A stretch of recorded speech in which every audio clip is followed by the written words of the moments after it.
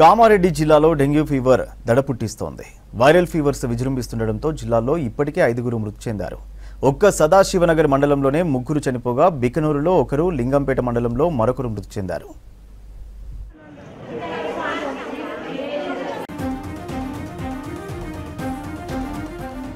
విషజ్వరాలు పంజా విసురుతుండటంతో సదాశివనగర్ మండలంలో డిఎంహెచ్ఓ పర్యటించారు. పద్మాజివాడ, భూంపల్లిలో వైద్య సిబ్బందితో కలిసి డిఎంహెచ్ఓ ఆరా తీశారు. పద్మాజివాడ చౌరస్తాలో ఆర్ఎంపీ డాక్టర్లు హైడోస్ మెడిసిన్ ఇవ్వడం వల్లే 2 చిన్నారులు మృతి చెందినట్టు తెలిపిన డిఎంహెచ్ఓ అటు ఆర్ఎంపీ క్లినిక్ ను సీజ్ చేశారు. ఆర్ఎంపీ డాక్టర్లు కేవలం ప్రైమరీ హెల్త్ ట్రీట్మెంట్ మాత్రమే చేయాలన్నారు డిఎంహెచ్ఓ చంద్రశేఖర్.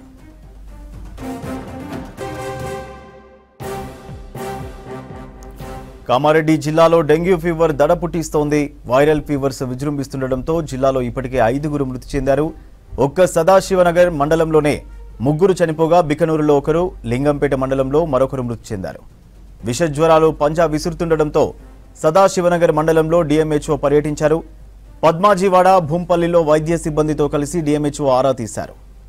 పద్మాజివాడ చౌరస్తాలో ఆర్ఎంపీ డాక్టర్లు హైడోస్ మెడిసిన్ ఇవ్వడం వల్లే 2 చిన్నారులు మృతి చెందినట్టు తెలిపిన డిఎంహెచ్ఓ అటు ఆర్ఎంపీ క్లినిక్ ను సీజ్ చేశారు. ఆర్ఎంపీ డాక్టర్లు కేవలం ప్రైమరీ హెల్త్ ట్రీట్మెంట్ మాత్రమే చేయాలన్నారు డిఎంహెచ్ఓ చంద్రశేఖర్.